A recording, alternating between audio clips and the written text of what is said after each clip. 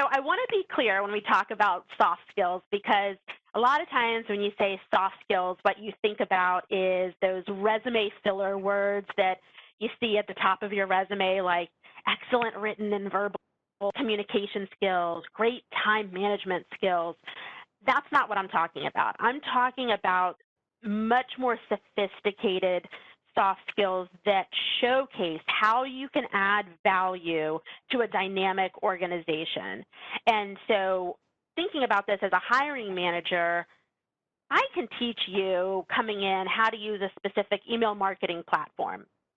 But what I can't teach you is how to excel in a highly matrixed environment where there's a lot of, dotted line reporting structure and a highly cross-functional environment. These are things that, you have to really grow and develop over time, and it's not something that can be easily taught. So, think about some of these things that I have listed on here in this bubble. Self-motivation, that's huge as we're in this virtual space right now. Being able to grow and thrive in a virtual environment, excelling at your job. Innovative thinking.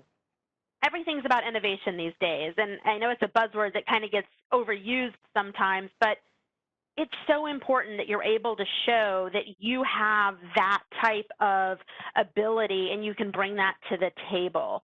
Emotional intelligence is huge.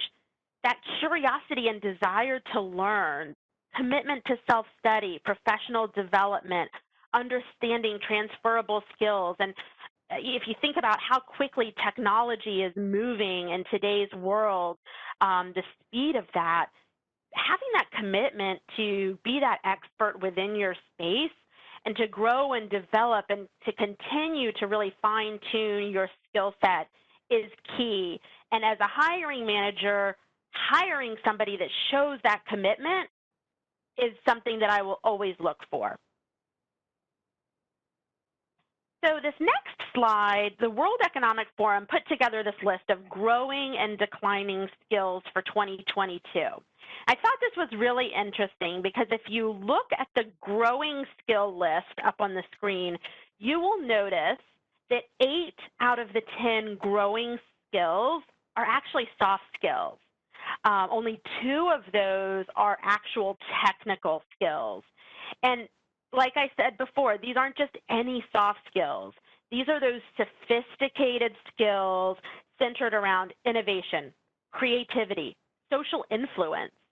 So here's my challenge to you. Take a look at these 8 soft skills listed here and think about your experience, your accomplishments, ideas that you have brought to the table in some of your past positions, and figure out how you can weave that into your professional brand.